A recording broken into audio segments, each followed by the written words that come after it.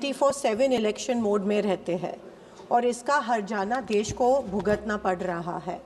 हर election के पहले लोगों को रिझाने के खातिर अनप्लान पॉपुलिस्ट स्कीम्स के तहत पैसे बांटे जाते हैं और देश और राज्यों पर कर्जा बढ़ते जा रहा है। आज देश में पैदा होने वाला हर एक बच्चे के सर के ऊपर पैदा होते ही करीब 1.25 लाख रुपए का कर्ज हो जाता है। ये है इस बीजेपी सरकार की देन। स्पीकर साहब, मैं शुरू करना चाहती हूँ हमारे महाराष्ट्र में जो फ्लड्स आए, जो बाढ़ आई, उसके बारे में। शर्मनाक चीज़ ये है कि अभी तक हमको पता नहीं कि केंद्र शासन ने महाराष्ट्र सरकार को पैकेज डिक्लेयर किया है कि नहीं।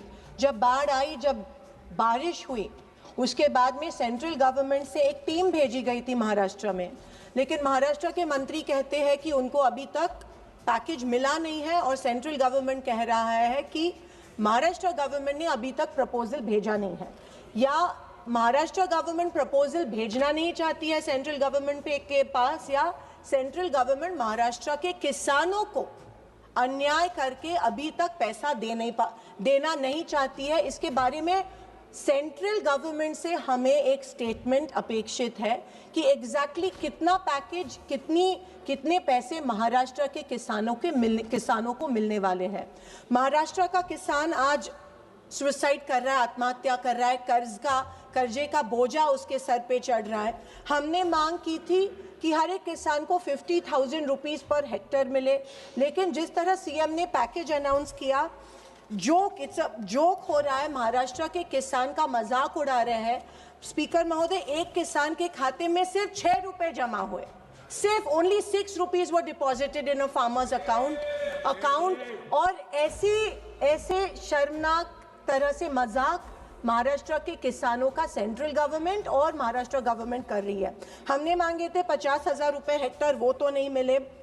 फिर हमने मांगा था कि जो नदी के किनारे जो गांव है उसका पुनर्वसन होना चाहिए, वो रिहैबिलिटेट होने चाहिए, क्योंकि हर वक्त जब बाढ़ आती है तब ये पूरे के पूरे इनका जो पूरा संसार जो होता है वो उनके आंखों के सामने बह जाता है। कम से कम 3 या 4 साल लगते हैं हर एक किसान को, जब उसकी आंखों के सामने उसका खेत बह जाता है 3 या 4 साल लगते हैं उभरने को और वापस उसमें उसकी फसल जो है वो डालने को। इसके लिए इसके क्राइटेरिया अलग होने चाहिए। खेत जो बह गया है या ज़मीन जो इरोड हो गई है, इसके क्राइटेरिया अलग होने चाहिए। लेकिन सरसकट हमने तब मांगा था कि वेट ड्राउट डिक्लेयर हो, लेकिन वेट ड्राउट डिक्लेयर नहीं हुआ। वेट ड्राउट अगर डिक्लेयर होता तो किसानों के कर्ज माफ़ हो जाते, तो स्कॉलरशिप्स जो मिले हैं बच्चों को, एजुकेशनल लोन्स जो मिले हैं वो माफ़ हो जाते हैं। लेकिन महाराष्ट्र गवर्नमेंट ने ये किया नहीं, क्योंकि सेंट्रल गवर्नमेंट ने शायद महाराष्ट्र गवर्नमेंट को एड नहीं दी की। स्पीकर महोदय, जब अकाउंट में पैसा जमा होता है तो केवाईसी करना पड़ रहा है किसानों को। साल में 4 बार केवाईसी करना पड़ रहा है। साल में किसानों को 4 बार साबित करना पड़ रहा है कि वो मरे हुए हैं या जिंदा है।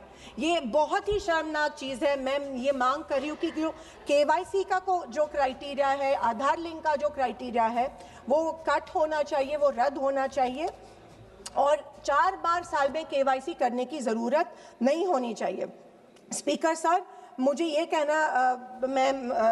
कहना चाहती हूँ कि जब सैटेलाइट जो होती है हर एक मंडल में, उसमें रेनफॉल रिकॉर्ड होता है और सैटेलाइट्स ऐसे जगह बिठाई है, पेड़ के नीचे सैटेलाइट बिठाए है। पूरे मंडल में 65 मिलीमीटर से ज़्यादा रेनफॉल होता है, लेकिन क्योंकि वो जो सैटेलाइट है वो पेड़ के नीचे बिठाई गई है, वो रिकॉर्ड ही नहीं करती और कहते हैं कि 0 रेनफॉल हुआ है और इसीलिए उस मंडल को वो जो पैकेज है उसमें बिठाया नहीं जाता है और उस मंडल के में जितने गांव आते हैं उन गांवों के सब किसान इससे वंचित हो जाते हैं। ये बहुत बड़ा प्रॉब्लम इस बार महाराष्ट्र में हुआ है किसानों।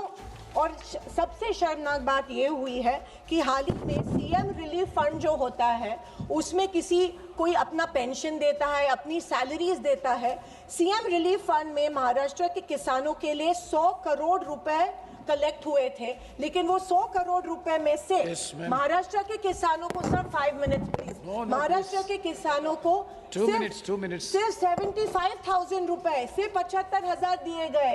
इतनी मतलब बाकी का पैसा सीएम रिलीफ फंड से गया कहाँ है? सर सिर्फ 3 पॉइंट्स में कहना चाहती हूँ। मैं पीएस आवास योजना पे आना चाहती हूँ। मैं ये मांग करती हूँ कि पीएम आवास योजना की जो पहली इंस्टॉलमेंट होती है 15,000 की, उसमें वो सैंड भी नहीं खरीद सकते हैं। मेरी ये मांग है कि वो 15,000 की जो इंस्टॉलमेंट है वो बढ़ाया जाना चाहिए। बहुत से पीएम आवास के तहत पेपर पे आता है कि इतने घर मंजूर है, लेकिन गांव में गांवठान जमीन नहीं होने के कारण अभी तक एक भी घर पीएम आवास, ये सिर्फ फर्स्ट फिगर्स है जो पेपर में आते हैं। मैं ये चाहती हूँ कि दीन दयाल उपाध्याय में जो 1 लाख की जो क्वांटिटी है वो अमाउंट है वो बढ़ाया जाए, क्योंकि 1 लाख में वो जमीन खरीदी नहीं कर सकता। सर प्लीज, और मैं रेडी रेकनर के हिसाब से ये नहीं मिलना चाहिए।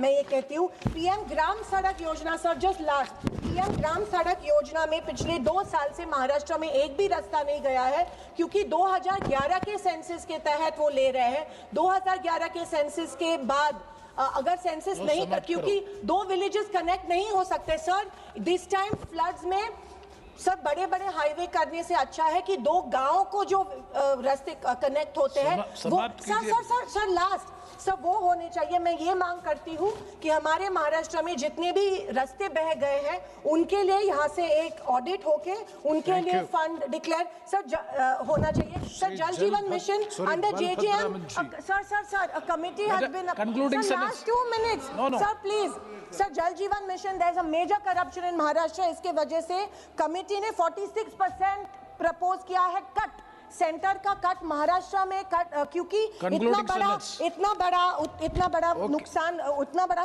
वहाँ पे करप्शन हुआ है। सर सैनिटेशन वर्कर्स के बारे में बालभद्र मंत्री, no, you conclude with the final sentence, please. Okay, sir, I'm finishing. Sir, sanitation workers को पहचाना नहीं जाता है। You are going other points. As per Namaste scheme, 0 provision has been made. I urge कि sanitation workers के लिए बढ़ाना चाहिए। And sir, DLCC में कलेक्टर को अथॉरिटी मिलनी चाहिए।